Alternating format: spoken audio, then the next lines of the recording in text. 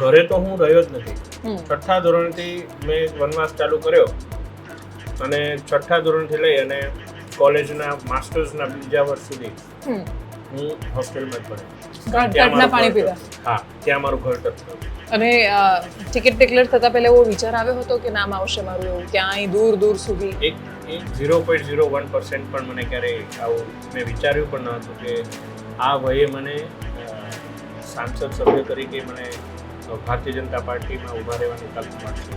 અને ફેમિલીમાં કોઈ પોલિટિકલ બેકગ્રાઉન્ડ હતું તમારે? કોઈ પેરેન્ટ્સ કોઈ રાજનીતિમાં જોડાયેલા છે? ના, તમે જાતે કરતા છે. મારા મમ્મી મોદી ફેન, અચ્છા, મારા પપ્પા મોદી ફેન, બધા મોદી ફેન, મારા વાઇફ મોદી ફેન. વડોદરાને આપણે કહીએ છીએ સંસ્કારી નગરી, સાંસ્કૃતિક નગરી. તો એ સાંસ્કૃતિક વારસાને કઈ રીતે ડોક્યુમેન્ટ કરીને એને જળવાય, એ રીતે અમદાવાદ પોતે એક હેરિટેજ સિટી તરીકેનું બિરુદ મળે છે. વડોદરાને એ પ્રકારના કયા પ્રકારના આઈડેન્ટિફિકેશન મળે, રિકોગ્નિશન મળે, એ માટેના સતત પ્રયાસો થાય કે અમે રૂરલ કેમ્પમાં 10 દિવસ ગામડામાં રહેવાના છે, તો ત્યાં અમે થાળી વગાડી અને આ સનેડો ગાશું. અમે થાળી વગાડી અને સનેડો ગાયો વાંસદામાં, ડાંગ. 10 દિવસ ત્યાં રહ્યા, ત્યાં અમે જાગૃતિ ફેલાવી. પણ જે પ્રકારે એને રિસ્પોન્સ મળ્યો અભૂતપૂર્વ, અને ત્યાર પછી સરકાર દ્વારા એ નિર્ણય લેવામાં આવ્યો, યુનિવર્સિટી દ્વારા નિર્ણય લેવામાં આવ્યો કે લેટ્સ ડોક્યુમેન્ટ ઇટ. લગભગ બીજા ત્રીજા દિવસે રોડ શો છે. યોગેશભાઈ પટેલ ખૂબ વરિષ્ઠ ધારાસભ્ય છે. તમે એમને કંઈક હાર કે એવું કંઈક પહેરાવા જાઓ છો એ નકારી દે છે, ખેસ પહેરાવા જાઓ છો ને નકારી દે છે. એ જે ઘટના હતી એ સાવ સાહજિક હતી.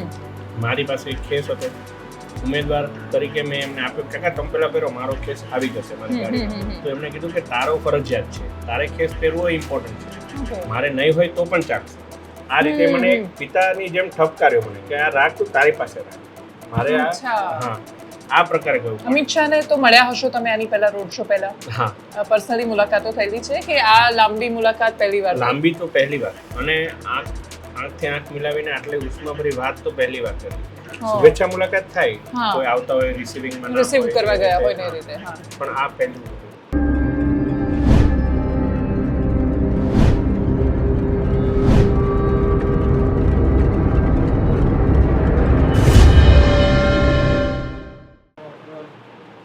નમસ્કાર. પહેલા તો મારી થાળી બતાવીશું. થાળીમાં રોટલી, રસ, બટાકાનું શાક, ખમણ, ઢોકળા બધું લઈને બેઠી છું. વડોદરાના એક સરસ મજાના 3 BHK ફ્લેટમાં હું છું, અને જ્યાં તમે સામાન્ય દિવસોમાં આવો તો સામાન્ય જીવન જીવાતું હોય, પરંતુ એ કશું જ અત્યારે એટલા માટે સામાન્ય નથી કેમ કે ડૉક્ટર હેમાંગ જોશી વડોદરાથી ચૂંટણી લડી રહ્યા છે, ભારતીય જનતા પાર્ટીના ઉમેદવાર છે. અને હેમાંગભાઈ, આપનું ખૂબ સ્વાગત છે. થેન્ક યુ સો મચ પહેલા તો બપોરે આટલી ગરમીમાં જમાડવા બદલ. કેવો ચાલી રહ્યો છે પ્રચાર? આમ તો પ્રચાર ખૂબ સરસ ચાલી રહ્યો છે, અને આજે મને પણ સૌભાગ્ય મળ્યું છે અઠવાડિયા પછી ઘરે જમવાનું, તો એ બાબતનો મને પણ આનંદ. પણ હવે દિવસો ઓછા છે એટલે પૂરજોશમાં પ્રચાર ચાલી રહ્યો છે, અને હવે વધારે જિલ્લામાં ધ્યાન આપી રહ્યા છે, એટલે એ બાબતે દિવસના સમયને પેલું ભાન રહેતું નથી. રાતના ઘણીવાર 2 વાગતા હોય છે, 3 વાગતા હોય છે, પરંતુ જે પ્રકારે લોકોનો અમને આવકાર મળી રહ્યો છે, હું માનું છું કે લોકોનો આવકાર જ અમને બળ આપે છે અને અમને થાકવા પણ નથી દેતા. શરૂઆત મારે એ વાતથી કરવી છે કે જ્યારે ટિકિટ ડિક્લેર થઈ એના આગલા દિવસોમાં વડોદરામાં જબરદસ્ત ઘમાસાણ થયું. બધા લોકો એ દ્રષ્ટિકોણથી વિચારતા હતા કે ભાઈ નવું કોઈને આપશે તો એને સ્વીકારશે કે કેમ લોકો, અને એના પછી એક યંગ ફેસને, યુવા ચહેરાને ટિકિટ આપવામાં આવી. મને તમારી સાથેનું કમ્યુનિકેશન જૂનું યાદ છે જ્યારે તમે પ્રાથમિક શિક્ષણ સમિતિમાં કામ કરતા હતા, અને એ બધા શિક્ષકો જ્યારે વાત કરતા હતા કે વડોદરાની સરકારી શાળાઓ પણ કેવી સરસ રીતે કામ કરી રહી છે. અહીંયા જ્યારે આવ્યા, તમારું નામ ડિક્લેર થયું, તો શું પહેલા રેઝિસ્ટન્સ મળ્યું કે સ્વીકારી લીધું? એ શું અનુભવ કેવો રહ્યો? ના, એટલે હું સ્પષ્ટપણે માનું છું કે વડોદરાની જનતા, એની સંસ્કૃતિની અંદર ભારતીય જનતા પાર્ટીની વિચારધારા આવેલી છે. એટલે કોઈ પણ ઉમેદવારને ભારતીય જનતા પાર્ટી જ્યારે તક આપે તો વડોદરાની જનતા સર્વે સાથે મળી ને ઉમેદવાર કઈ રીતે બહુમતીથી આ ચૂંટણીની અંદર ચૂંટાઈ આવે એ માટેના સતત પ્રયાસ કરતી હોય છે. જ્યારે મારું નામ જાહેર થયું ત્યારે કહેવાતો વિરોધ અમને મીડિયામાં દેખાતો હતો, પરંતુ જ્યારે લોકોને મળતા હતા, કાર્યકર્તાઓને અમે ફેરણી દરમિયાન મળતા હતા, જૂના વરિષ્ઠ કાર્યકર્તાઓને અમે જ્યારે ઘરે મળવા જતા હતા, ત્યારે જે પ્રકારે જે લાગણી, જે ઉષ્મા મને મળી, જે આશીર્વાદ મને મળ્યા, તે અભૂતપૂર્વ હતા અને મેં મારા જીવનમાં ક્યારેક કલ્પ્યા ના હોય એ પ્રકારના આશીર્વાદ અને આવકાર મને મળેલો છે. અને ટિકિટ ડિક્લેર થતા પહેલા એવો વિચાર આવ્યો હતો કે નામ આવશે મારું એવું ક્યાંય દૂર દૂર સુધી? એક 0.01% પણ મને ક્યારેય આવું મેં વિચાર્યું પણ ન હતું કે આ વયે મને સાંસદ સભ્ય તરીકે મને ભારતીય જનતા પાર્ટીમાં ઊભા રહેવાની તક મળશે. હા, આપણે જે રાજકીય કારકિર્દીમાં હોય તો કોઈને કોઈ રીતે આપણે આગળ વધીએ એવી કોઈ પણ કાર્યકર્તાની એક સ્વાભાવિક અપેક્ષા હોય. પણ આ જે વસ્તુ થઈ એ તો હું માનું છું કે ભારતીય જનતા પાર્ટીમાં જ શક્ય બને કે આટલા સામાન્ય ઘરના છોકરાને આ પ્રકારે સમગ્ર ગુજરાતના સૌથી યુવા સાંસદ તરીકે ઊભા રહેવાની તક મળે. તમારું યુવાનો સાથેનું પણ ખાસું કનેક્શન છે, કેમ કે જેટલી ઇવેન્ટ્સ હતી તો એમાં પણ યંગ છોકરાઓને બધા જોવા મળતા, તો એ બધા મિત્રો તમારા અત્યારે એક્ટિવ છે એકદમ?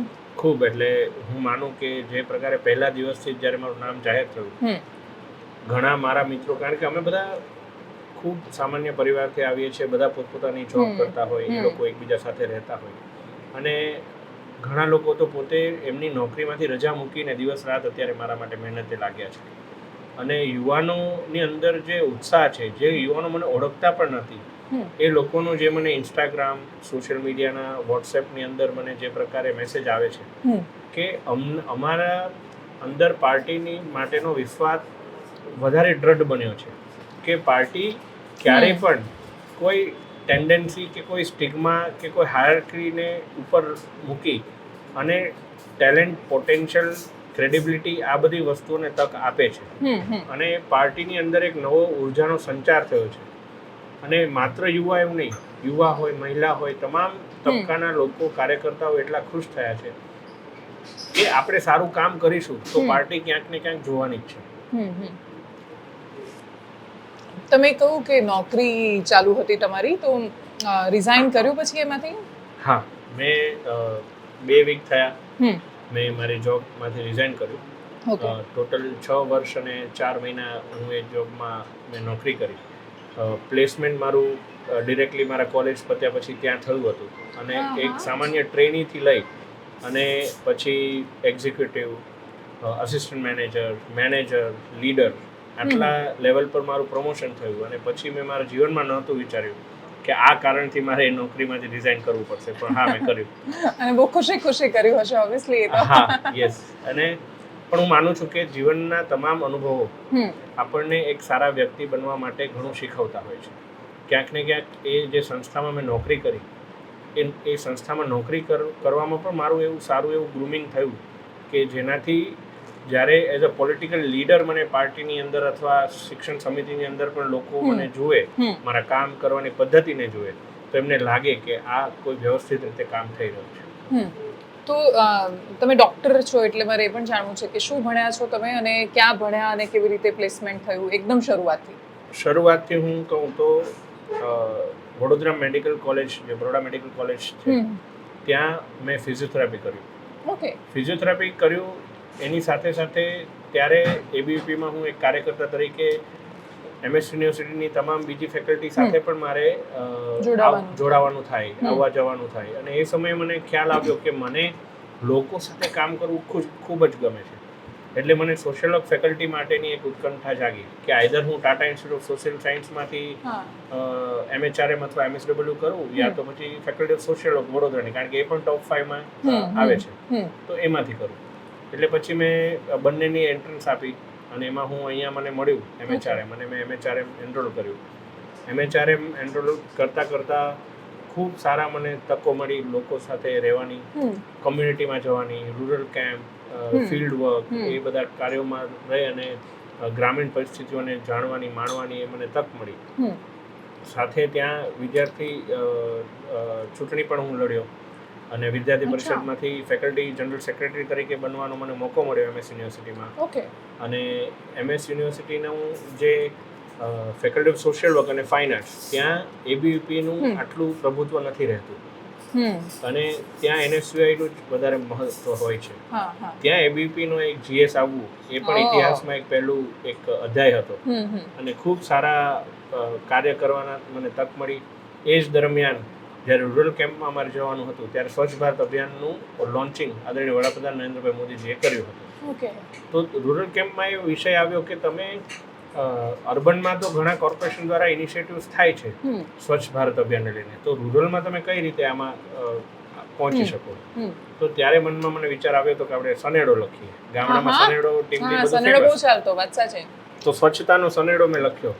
એ મેં લખ્યો તો મારા એકેડેમિક પર્પઝ માટે કે અમે રૂરલ કેમ્પમાં 10 દિવસ ગામડામાં રહેવાના છે, તો ત્યાં અમે થાળી વગાડી અને આ સનેડો ગાશું. અમે થાળી વગાડીને સનેડો ગાયો વાંસદામાં, ડાંગ. 10 દિવસ ત્યાં રહ્યા, ત્યાં અમે જાગૃતિ ફેલાવી.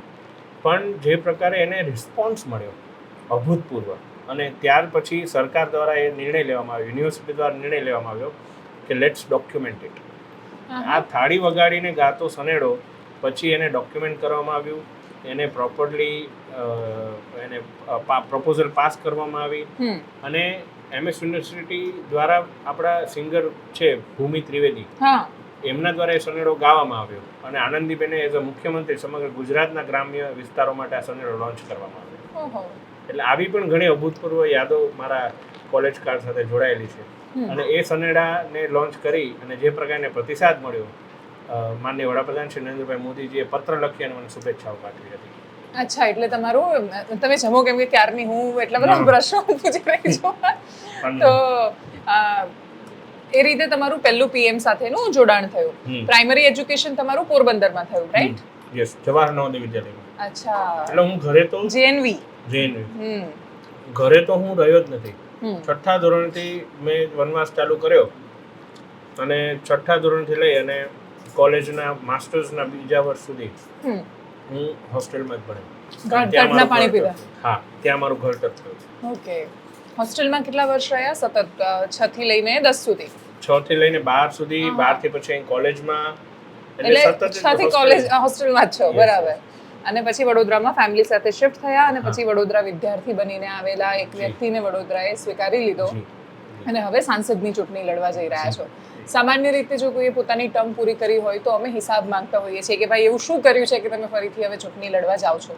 તમે નવા છો, પહેલી વાર લડવા જઈ રહ્યા છો, તો મારે તમને રીઝન પૂછવું છે કે એવું શું કરવા માંગો છો કે જેથી, કેમ કે ભલે પક્ષના આધારે ચૂંટણી લડાય કે ભલે લોકો સિમ્બોલને જોઈને વોટ આપે, પણ જ્યારે કોઈ યુવાન વ્યક્તિ મેદાનમાં ઉતરે છે તો મને એવું લાગે છે કે એમની પાસે કંઈક એવું વિઝન હશે, તમારી પાસે પણ. એટલે એ સમજવું છે કે શું કરવા માંગો છો, વડોદરાવાળા શું કામ વોટ કરે તમને? મારું એવું માનવું છે કે એક જમાનો હતો કે જ્યારે દેશના કોઈ પણ વડાપ્રધાન, એમની અંદર એ નૈતિક હિંમત ન હતી કે લાલ કિલ્લા પરથી અથવા પાર્લામેન્ટના સદનમાંથી વિકસિત ભારત વિશે વાત કરી, ડેવલપિંગ નેશન વિશે વાત થતી હતી, અને 3rd લાર્જેસ્ટ ઇકોનોમીનું પ્રોમિસ અપાઈ, ફ્રજાઇલ 5 ઇકોનોમી વિશે વાત થતી હતી. પરંતુ જ્યારે આ પ્રકારની નૈતિક હિંમત સાથે સાથે એવો રોડમેપ પણ કોઈ વડાપ્રધાન લાવતું હોય, ત્યારે લોકસભાની અંદર જે પ્રકારે એક યુવાનને તક મળી છે, તો યુવાનોના જે કંઈ પ્રશ્નો છે, વડોદરા, આપને હું કહું તો વડોદરાની અંદર ગુજરાતના સૌથી વધારે રેશિયોમાં એમ્પ્લોઈઝ રહે છે, કારણ કે આજુબાજુમાં ખૂબ સારી ઇન્ડસ્ટ્રીઝ છે, વાત સાચી. તો એની અંદર પણ 60% યુવાનો છે. તો આ યુવાનો વડોદરાની અંદર એમનું ટોટલ મતદાનની અંદર પણ એમનું 38% જેટલું યોગદાન છે. તો યુવાનોના જે વિષય હોય, યુવાનોને લગતી જે વાતો હોય, જ્યારે આપણા દેશ છેલ્લા 10 વર્ષની અંદર રોજગારથી સ્વરોજગાર તરફ આગળ વધ્યો છે. એક ઓટો રિક્ષા ચલાવનાર પિતાના પુત્ર પોતે હવે 20-25 લોકોને રોજગાર આપી રહ્યા છે. આ પ્રકારની જે તકો ઉજ્જવળ થતી હોય, ત્યારે યુવાનોમાં વડોદરાની અંદર કઈ રીતે એક નવી લાઈફસ્ટાઈલનું ડેવલપમેન્ટ થાય. વડોદરાને આપણે કહીએ છીએ સંસ્કારી નગરી, સાંસ્કૃતિક નગરી.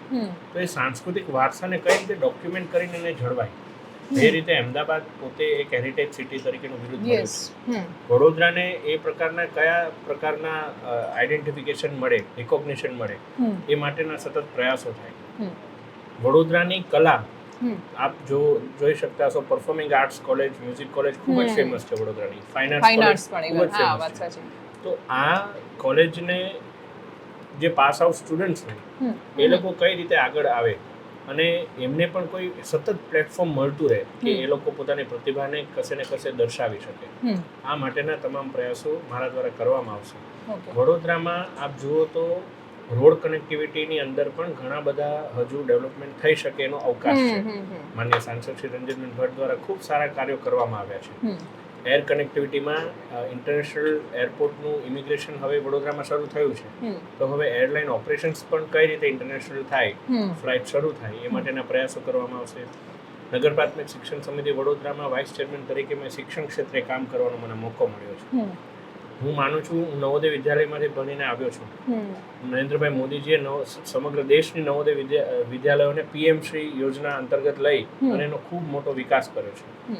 આ જ રીતે કઈ રીતે જે પ્રકારે અમે આધુનિકીકરણ વડોદરા શહેરની શિક્ષણ સમિતિમાં લાવ્યા, એ જ રોડમેપથી જિલ્લાના જે વાઘોડિયા અને સાવલી વિસ્તારના અંતરિયાળ ગામોના શાળાઓ છે એને કઈ રીતે વધારે સુદૃઢ બનાવી શકીએ, ત્યાં આરોગ્ય વ્યવસ્થા કઈ રીતે બનાવી શકીએ, જે GI ડિઝીઝ આવેલી છે, આટલા સારા ઇન્ડસ્ટ્રીઝ છે, ત્યાં ESI હોસ્પિટલ માટેના કઈ પ્રકારે પ્રયાસ થઈ શકે, આ બધી બાબતો મારી પ્રાથમિકતામાં હશે.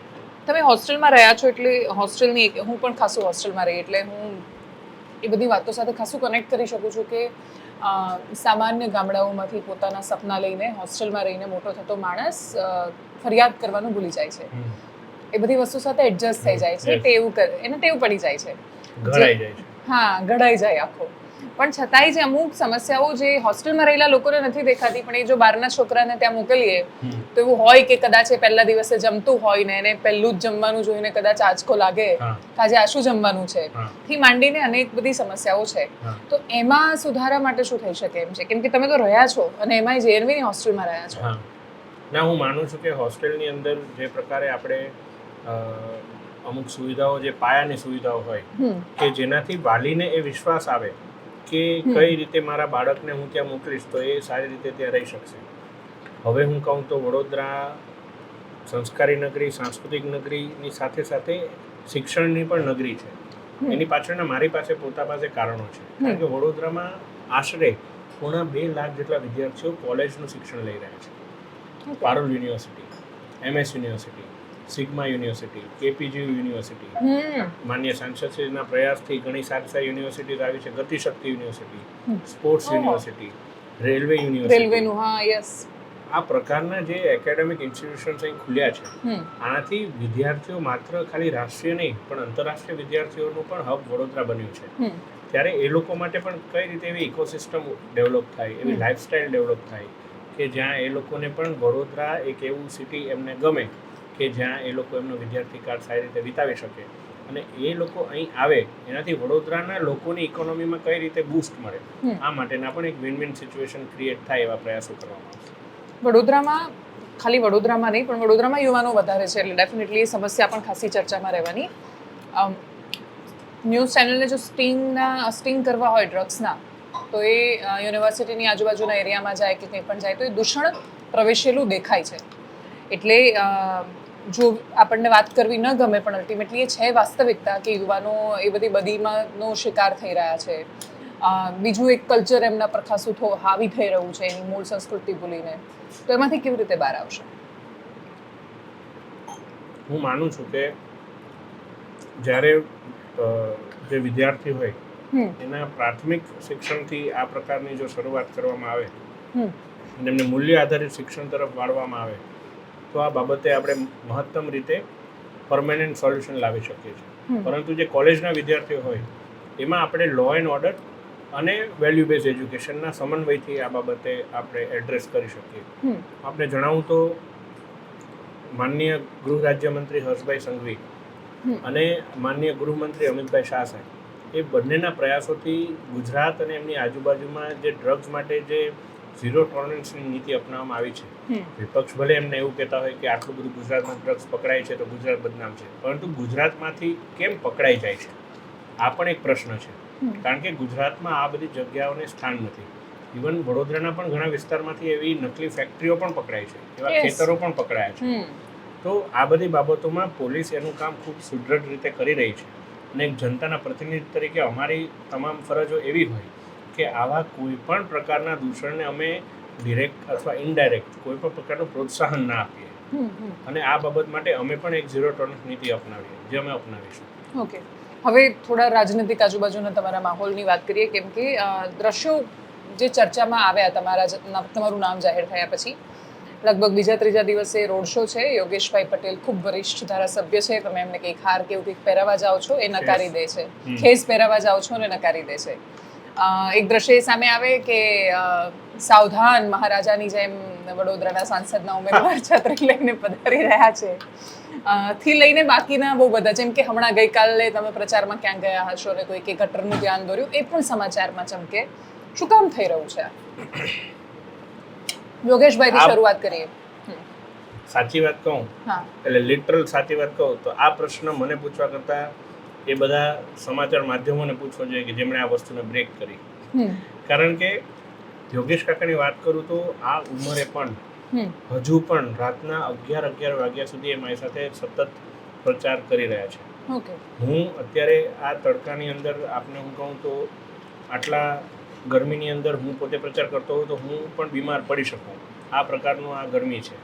યોગેશ કાકા આટલી ઉંમરે પણ મારા પગથી પગ મિલાવી અને મને માર્ગદર્શન આપીને આટલો પ્રચાર કરી રહ્યા છે. એ જે ઘટના હતી એ સાવ સાહજિક હતી. મારી પાસે એક ખેસ હતો, ઉમેદવાર તરીકે મેં એમને આપ્યો, કાકા તમે પહેલા પહેરો, મારો ખેસ આવી જશે મારી ગાડીમાં. તો એમને કીધું કે તારો ફરજિયાત છે, તારે ખેસ પહેરવો ઇમ્પોર્ટન્ટ છે, મારે નહીં હોય તો પણ ચાલશે. આ રીતે મને એક પિતાની જેમ ઠપકાર્યો મને કે આ રાખ તું તારી પાસે રાખ, મારે આ પ્રકારે કહ્યું. પણ એ સમય એવો હતો કે અમુક માધ્યમોને એવું હતું કે આ નામ ક્યાંથી આવી ગયું, એટલે એમના માનસિક એક્સેપ્ટન્સના અભાવને કારણે આવા બધી સ્ટોરીઓ બનાવવાનું એમણે મનગઢંત શરૂ કર્યું હતું. પરંતુ યોગેશ કાકાએ જે પ્રકારે મને સહકાર આપ્યો છે, એમણે જે પ્રકારે અત્યારે પણ રાત્રે 11 વાગે એમનો ફોન આવે ને મને કોઈ બાબતે માર્ગદર્શન આપે, ઠપકારો હોય ત્યાં ઠપકારે કે એટલે અહીંયા આવું નહીં, આવી રીતે જવાનું છે, આટલા વાગે પહોંચી જજે, આવી એ બાબતની ચિંતા કરતા હોય છે. એટલે એક પાર્ટીના કાર્યકર તરીકે તો હું નસીબદાર છું કે તમામ અમારા વડીલ ધારાસભ્યો મને આ પ્રકારનો સહકાર આપી રહ્યા છે. રહી વાત છત્રીની, તો એ તો મારા માટે એક મીમ જેવું હતું. કારણ કે એ પ્રસંગ કોઈ પાર્ટીનો પ્રચાર ન હતો, એ એક કુંવારિકા પૂજનનો એક કાર્યક્રમ હતો. અને એમાં જે હર્ષિલ જે ફાઉન્ડેશનના પેલા લીડર હતા, એમના દ્વારા આ મહેમાનોનું સ્વાગત કરવાનું એક માધ્યમ રાખ્યું હતું. ઘણા લોકો ઘણા લોકો ફૂલ વરસાવતા હોય છે, ઘણા લોકો રેડ કાર્પેટ પાથરતા હોય છે, તો એમણે આ છત્રી રાખી કે આવે મહેમાનોને અમે આ રીતે સ્વાગત કરીએ. પણ એને જે રીતે બતાવવામાં આવ્યું કે કાર્યકર્તાએ પ્રચાર દરમિયાન મારા માટે છત્રી પકડીને હું લઈને આવ્યો, આમ તેમ. તો જે પ્રકારના માહોલથી હું અત્યારે પસાર થઈ રહ્યો છું, હું સાચું કહું તો મને એટલો બધો ફરક ના પડ્યો. કારણ કે મને ખબર હોય કે અત્યારે મીડિયા અને તમામ માધ્યમોનું મારા ઉપર ધ્યાન હોય. હું છીક ખાઉં તો એ પણ છાપવામાં આવે, આવું મેં ફીલ કર્યું છે. એટલે એ સમયે આવી બધી વસ્તુઓ સાહજિક છે. પરંતુ મારા નેતાઓ, મારા પાર્ટીનું મોવડી મંડળ, એમને મારા પર એક કાર્યકર્તા તરીકે ભરોસો હતો કે આવો મારો સ્વભાવ જ નથી કે હું કોઈ પાસે છત્રીઓ પકડાવું. એટલે આ બાબતને એમનો જે હેતુ હતો એ હેતુ સિદ્ધ ના થયો, પણ એક મીમ બન્યું. અત્યારે પણ એ વાત યાદ કરીને મને હસવું આવે છે. ના, વિડિયો જબરદસ્ત હતો. પાછું પેલું બેકગ્રાઉન્ડ મ્યુઝિક ઇમોશન છે, મહારાજા પધારે. ચાલો. અમિત શાહને તો મળ્યા હશો તમે આની પહેલા, રોડ શો પહેલા? હા, પર્સનલી મુલાકાતો થયેલી છે કે આ લાંબી મુલાકાત પહેલી વાર? લાંબી તો પહેલી વાર, અને આંખથી આંખ મિલાવીને આટલી ઉષ્માભરી વાત તો પહેલી વાર કરી. શુભેચ્છા મુલાકાત થાય, કોઈ આવતા હોય રિસીવ કરવા ગયા હોય ને રીતે, પણ આ પહેલું હતું. કેવી રહી, શું વાત થઈ? રોડ શો તો સરસ રહ્યો હતો તમારો. ના, એટલે જે પ્રકારે એમને મને કોન્ફિડન્સ આપ્યો, હું આપને સાચું કહું તો સમગ્ર એ રાત્રે હું ઊંઘ્યો નથી કે કાલે મને અમિતભાઈ શાહ સાહેબને મળવાનું છે અને રોડ શો એમની સાથે કરવાનો છે. એટલી ઉત્કંઠા હતી, એટલી ઉત્તેજના હતી કે શું વાત થશે, એ મને કોઈ પૂછશે તો હું શું જવાબ આપીશ, મારે શું વાત કરવાની છે, મારું ડ્રેસિંગ તો બરાબર હશે, મારાથી કશી ભૂલ ના થાય, એમની બાજુમાં ઊભવાનું છે, આટલા ટાઈમ સુધી ઊભવાનું છે, આવું બધું એક કાર્યકર્તા તરીકે થાય. પરંતુ પહેલી જ વારમાં જ્યારે એમણે મને કેમ છે, બધું બરાબર ચાલે છે, આ પ્રકારે જે એમને પૂછ્યું એરપોર્ટ પર, ત્યાં જે આઈસ બ્રેક થયું અને મને એમ થયું કે ના, આ એક ભારતીય જનતા પાર્ટીના આપણા વડીલ આવ્યા છે અને એ આપણને વિશ્વાસ અપાવવા આવ્યા છે કે હું છું, તમે ચિંતા નહીં કરતા. એટલે એમણે જે રીતે મને આવું પૂછ્યું, કેવું ચાલે છે, બધું બરાબર ચાલે છે, હું હા સાહેબ, આપના આશીર્વાદ છે, આટલું મેં એમને જ્યારે વાત કરી ત્યારે મને થયું કે આ પાર્ટીના સંસ્કાર છે કે એક મોટામાં મોટા એવા નેતા, રાષ્ટ્રીય કક્ષાના નેતા, ગૃહ પ્રધાન, અને એ પણ એક નાના નાના કાર્યકર્તાની આવી ચિંતા કરે છે. એમણે મને આટલું પૂછ્યું એ જ મારા માટે ખૂબ જ ઇમ્પોર્ટન્ટ હતું. દિલ્હી પાર્લામેન્ટ જવાનું થયું છે હજી કોઈ દિવસ? હા, જ્યારે હું સ્ટુડન્ટ હતો ત્યારે હું ગયો હતો વિઝિટ માટે. હા, એમ તો મારે આપણા વિદેશ મંત્રાલય સાથે ઘણા બધા પ્રોજેક્ટ્સ થયા છે. હા, હમણાં તમે ઓસ્ટ્રેલિયા પણ જઈને આવ્યા ને? હા, એટલે હું અત્યાર સુધીમાં દેશના 2 વિદેશ મંત્રીઓ સાથે 5 દેશ ફર્યો છું અને ભારતના પ્રતિનિધિ મંડળ તરીકે ગયો છું. એક આપણા સુષ્મા સ્વરાજજી સાથે હું વિયેતનામ ગયો હતો, ત્યારબાદ જયશંકરજી સાથે હું મોલ્દીવ્સ ગયો, યુએ ગયો, ઓસ્ટ્રેલિયા ગયો, સિંગાપોર ગયો. એટલે આ પ્રકારે મારે વિદેશ મંત્રાલય સાથે ઘણા પેલું થયું છે, પણ પાર્લામેન્ટમાં મારે એકવાર જવાનું થયું. ઓકે, અને ત્યારે સપનું જોયું હતું કે અહીંયા આવીને બેસીને પછી પ્રશ્ન પૂછીશ? ક્યારેય નહીં. અચ્છા, ક્યારેય નહીં. એ વાત મેં મહેસૂસ કરવાનો પ્રયત્ન કર્યો હતો. નરેન્દ્રભાઈને કેવું થયું હશે, પહેલી વાર અહીંયા આવ્યા હશે. એ હજુ તમામ કાર્યકર્તા માટે એક ઐતિહાસિક પળ હોય કે જ્યારે નરેન્દ્રભાઈ પાર્લામેન્ટ પર માથું ઝુકાવતા હોય અને પછી અંદર જતા હોય. તો આ પ્રકારનું વસ્તુ મેં એમના માટે વિઝ્યુઅલાઇઝ કરી હતી કે એમને શું થયું હશે, પણ મેં ક્યારેય આ બાબત મેં વિચારી ન હતી કે મારે પણ ક્યારેય અહીં આવવાનું થશે. અને ફેમિલીમાં કોઈ પોલિટિકલ બેકગ્રાઉન્ડ હતું તમારે? કોઈ પેરેન્ટ્સ કોઈ રાજનીતિમાં જોડાયેલા છે? ના, તમે જાતે કાર્યકર્તાઓ છે. મારા મમ્મી મોદી ફેન, અચ્છા, મારા પપ્પા મોદી ફેન, બધા મોદી ફેન, મારા વાઈફ મોદી ફેન. અને મને સ્ટુડન્ટ લાઈફથી લીડરશિપ મારો વિષય. અત્યારે મારો પીએચડી પણ સર્વન્ટ લીડરશિપ વિષય ઉપર ચાલે છે, જે મોદી સાહેબે કીધું પ્રધાન સેવક. તો હું માનું કે લીડરનો મુખ્ય પર્પઝ જ છે કે એ સર્વ પીપલ, નોટ ટુ લીડ. આપણે સર્વ કરવાનું છે. અને ભારતીય જનતા પાર્ટીના કાર્યકર્તાઓનો પણ આ સ્વભાવ છે. આપ જુઓ, કોવિડ હોય તો પાર્ટીનો કાર્યક્રમ શું હોય? માસ્ક વિતરણ હોય કે વેક્સિનેશન ડ્રાઈવ હોય કે આ બધી વસ્તુ હોય. ફ્લડ હોય તો રાશન વિતરણ હોય. એટલે ભારતીય જનતા પાર્ટીનો કાર્યકર્તા ચૂંટણી માટે નથી જીવતો. એ કાર્યકર્તા જ્યારે પણ જનતાને એમની જરૂર પડે ત્યારે કઈ રીતે ઊભું રહી શકે એ માટેના કાર્યક્રમો આપતી પાર્ટી છે. ઓકે, છેલ્લો પ્રશ્ન. 7 ધારાસભ્યો આવશે એક લોકસભા હેઠળ, અને એ બધા લોકો ચૂંટણીમાં ભાજપમાં તો મોટાભાગે કંઈ આમ સામે પડીને કોઈ હરાવવાનો ટ્રાય કરે કે પ્રકારનું આમ મોટાભાગે શક્ય બનતું નથી, કેમ કે શિસ્તનો દંડો ઉપર રહેલો હોય છે. પણ એના સિવાય એ સ્વીકાર્યતા તમને મળશે? તમને શું લાગી રહ્યું છે? જે પ્રકારે અત્યારે મને સ્વીકાર્યતા મળી રહી છે. હા, તમે ખાવ રસ, તમારે જરૂર છે. હા, જે પ્રકારે અત્યારે મને સ્વીકાર્યતા મળી રહી છે, સાથે અમારા વડીલ ધારાસભ્યશ્રીઓ, એમની સૌથી પહેલો વાક્ય તો એવું જ હોય, તું કશું ચિંતા નહીં કરતો, મારી વિધાનસભામાંથી હું તને સૌથી વધારે લીડ અપાઈશ. અચ્છા. અને આ શબ્દો સાથે 7 ધારાસભ્યોના છે. અને રંજનબેન સાથે કેવા સંબંધો છે તમારા? ખૂબ સારા. રંજનબેન તો હું જ્યારે ફિઝિયોથેરાપી મારું કરતો હતો ત્યારે એમને જ્યારે લિગામેન્ટ ઇન્જરી થઈ હતી ત્યારે મેં એમને ટ્રીટ કરેલા છે 2 મહિના સુધી. એટલે રંજનબેન સાથે પહેલેથી મારે એક સારો એક માતૃભાવ રહ્યો છે અને એમના આશીર્વાદ પણ રહ્યા છે. અત્યારે પણ જે બૂથ લેવલની કામગીરી કરવાની હોય, મતદાતા સૂચિ પહોંચી છે કે નથી પહોંચી, આ બાબતનું ફોલોઅપ લેવાનું, કોઈ કાર્યકર્તાને કશું થયું હોય તો એમનો મને ફોન આવે કે આ ગામમાં આ કાર્યકર્તાને ત્યાં મરણ થયું છે, બેસણામાં તું જઈ આવજે, તું ત્યાં જતો હોય સાવલીમાં તો હું આવીશ તારી સાથે. એટલે બહેનનું અત્યારે પણ એક સંગઠન, કારણ કે પોતે પ્રમુખ પણ રહેલા છે સંગઠનમાં, એટલે એક સંગઠનના કાર્યકર્તા તરીકે એક આદર્શ કાર્યકર્તા જેવો જ વ્યવહાર એમનો મારી સાથે રહ્યો છે. Okay, thank you so much હિમાંગભાઈ, અમારી સાથે જોડાવા બદલ અને ચૂંટણીની આટલી વિસ્તારથી વાત કરવા બદલ. Thank you.